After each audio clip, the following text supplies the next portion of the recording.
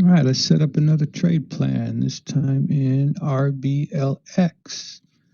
And what I'm going to do is I'm going to continue on our discussion about gaps. So I've done a few posts, last two posts about gaps, and so we'll do that. But I want you to keep in mind that the objective of these posts, right, is we're doing an exercise. The objective is all about consistency and discipline and trade planning, making a trade plan and then executing according to plan, making the plan ahead of time. That's what these are about. And I'll be doing various market structure lessons along the way. There's a lot of methods out there. There's all kinds of methods we can use, but it's a small part of what we need. And what we need is to set the foundations for our mindset by doing some training and some discipline and making a plan, doing it ahead of time, doing what we said we're going to do, right? These are the foundations that we need, along with structuring a trade, knowing what we're going to do when, with risk control, not just winging it. So, for instance, here we've been making plans. So we have several orders. So we've been making plans, taking positions. So we have several live orders here. We have several orders we've taken. You can see I've got several stops in a row, 1, 2, 3, 4. And I want you to see, I'm trying to demonstrate, this is all part of trading. Stop, stop, stop, stop, win maybe, stop, win. But we're doing it while controlling risk. And all of our trades are shooting for 6 to 1. All right. So just keep that in mind. We'll be talking about gaps, and I'm going to talk about ways to trade a gap in these next few sessions. But it's mostly about, learning consistency, learning discipline through doing it, through demonstrating it. Okay. All that said, I have 5 basic ways to trade a gap. We started these a few sessions back talking about how to define a gap, right? Wide range bar, bigger than the last 3 bars, and then how to mark a gap. Mark where it came from. Mark the upper third in a down gap. Mark the bottom third in an up gap.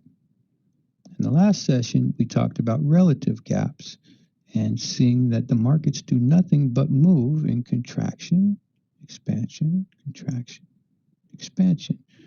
So we've just been kind of layering into it. So I have 5 basic ways. We're going to talk about, I'm going to introduce 2 ways here today, but we're going to talk about 1 way of trading a gap using what we've learned so far. So the first way is when you see a gap, somebody knocked it off of this shelf, right? Boom. Contract. And if it comes back there, this is a place that we can say push the trade in the original direction of the gap, meaning it's like a momentum trade. We're going to keep pushing it downward. It's a bit of a momentum trade, right? We're going to keep pushing it downward. And you can see that here. See the contract, see the space in here, the expansion, boom, boom, boom. And then see it expand back up, and see this would be this trade, pushing. And then the next type of trade is using the same thing, but instead of pushing here, getting long here for it to come back through. And this is actually a pushing trade, just using this gap instead of this one. So we're going to be pushing up against that one. And so we ask, right, what entry should I use, when, and where? Well, the market determines that. You just can't trade these things in a vacuum. We need to understand setup. And so what we're going to do is just talk about some things we've already talked about. So here I've just broken down a swing for you a little bit. And then the components of that swing, right? Impulse, shelf, boom, reaction, the sellers take over. Okay, and then swing back up. Now, in any swing, any wave, it's got a process. We just coming down into detail here, right? You can make a zone, right? There's a zone here, a zone before you get to the high, and then a zone afterwards. What we're going to talk about today is this particular trade in the bottom part of a swing, the bottom part of a swing as the pivot. So that's what I'm going to discuss here. This one, and I'm placing this in the context of,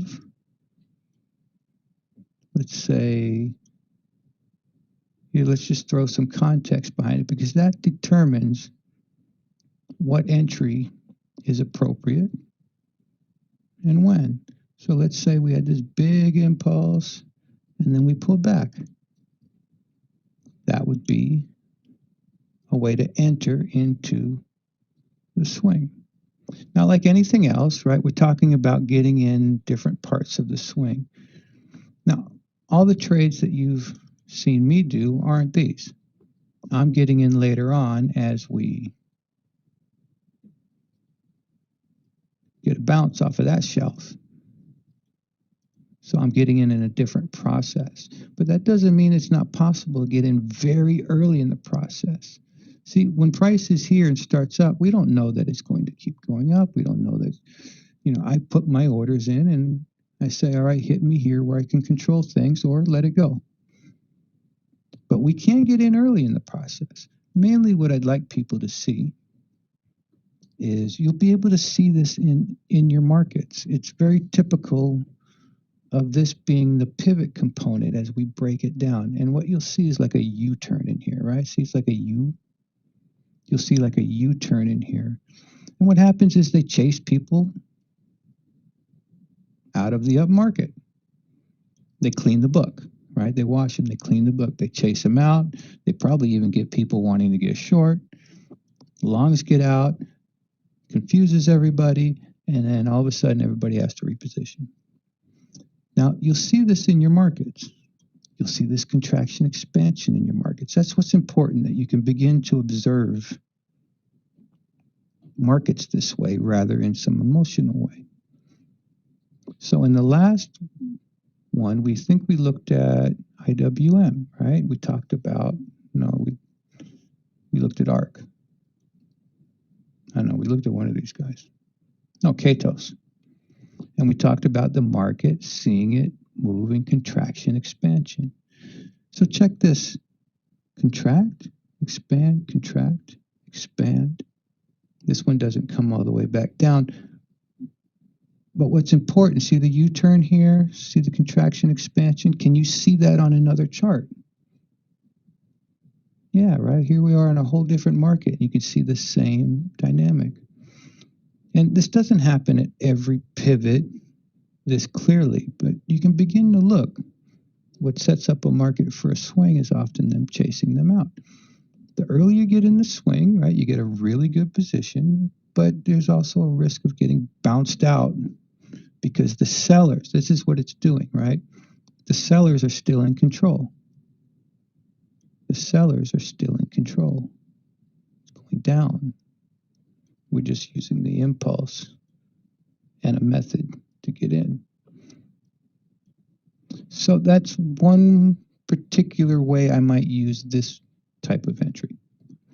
Focusing on the bottom part of the pivot, but mostly just observe. And that's the start of building a method. I mean, don't just take this and start trading. You make an observation, say, oh yeah, I've seen that. I've seen that a couple times. I've seen that a couple times. And then the next step is to say, all right, how would I structure an entry, a stop, and controls and management around that? And then you can go test it and play. And hey, as long as you can see something that repeats over and over, and I can show you this in markets going back 100 years, right? It's just a little bit of this pivot component that happens in some form. But the easy way to see it is just to see the U-turn at the bottom of any pivot, and then track, make your own observations. All right, so this is just one way to see and understand and get in early on a trade. So now let's do the important part. The important part of all this is actually learning learning to make a plan. Methods are a dime a dozen, right? I can create methods on the spot. So what we want to do is structure a plan, and keep in mind that this isn't about winning. This is about making a plan and sticking to your plan. It's actually better that you lose and stick to your plan than win and didn't stick to your plan. So I have two basic entry models I use for a swing. One is just going to sit here and wait with a limit order to get hit and use a stop. The other one's going to use some confirmation, meaning it's going to swing and take me in, right? That's it. So that's what you'll see. Let's put the template in here and begin planning this trade. They're both the same setup. It's just that they use a little bit different management. So if we come here, and it's helpful to make a template, which took me a few of these videos to figure all this out. So I call this 1R because if I would have gotten in here, this would have been at least a 1R profit. So I call this the 1R entry. But you can see, right, I'm actually leaning on the base of a whole nother gap here. See the gap? Which is bouncing off this. The direction's up, so I'm just going to go up with it. There's no other second guessing. It works, it doesn't work. But you can see this is a push, right? So if I was to just enter here, it would be, this, just flip this upside down. It would be this kind of a trade. Here, let's just go ahead and do it real quick. So maybe you can, here, I'll do it with the lines. Contract, expand, continue, push. Right? That is this flipped over. And me, it's happening in a different process of the swing. But it's still there, right? You see the gap. See the expansion. You can see it playing with the different shelves. So what I'm doing, in essence, is the same thing we might have been doing down here. I'm using the bump to take a gift. So here I'm just taking a larger bump to take a gift. Why do I say it's a gift? Because the market's going up. And if people want to sell it off in the middle of all that, I'll take advantage of that to get a good entry. So I kind of just laid a lot on this, but let's just do the important part. Whatever method you use, just be consistent. So, entry. I know exactly where I'm going to enter, 42.48. I know exactly where I'm going to put a stop. So I'm going to do the buy stop. Then I'm going to place a stop at 40.12.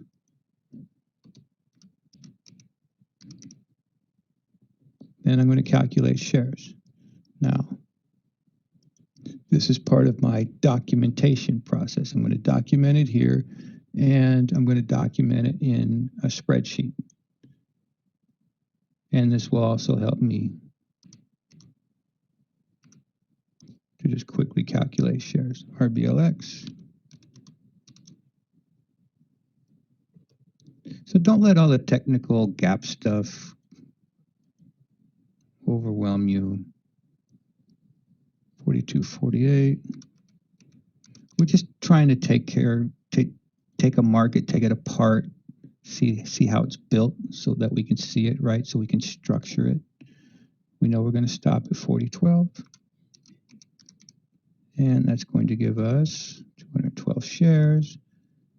And it's 1R. See, I call it a try. And we're shooting for 6-1. So this is going to give me how many points risked and how many points for my target, as well as my target and everything else. you can see these are the current ones we have pending. And it's set it and forget it, right? You notice you don't see me commenting on, how good a company this is. Why isn't it going up? What's wrong with the market?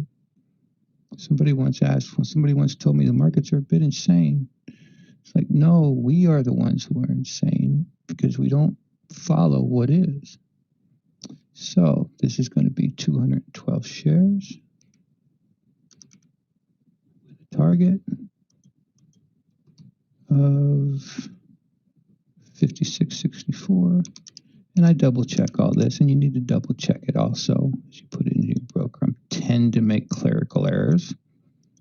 I think I put the wrong template on one of these. All right, so now let's place our actual orders. We'll just go through the whole process. I'm going to use the risk reward tool. I know I am wanting this market to take me in. So create an order. 42.48. Perfect. Put a stop. 40.12. Wow, got that one lined up. It's going to be $500 risk.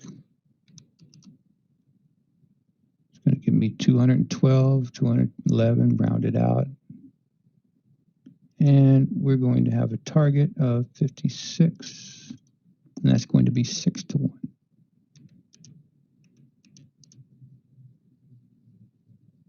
And then just double check it all. So you can see my risk, 0.5%. I know how much I'm sizing. My reward, right, 6 times that.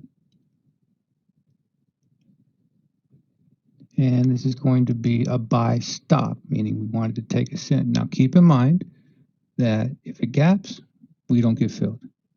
It needs to pull back and hit us. Then it turns into a limit. So if it gaps, we don't get filled. We want this number or nothing. That's the control we have. This number or nothing.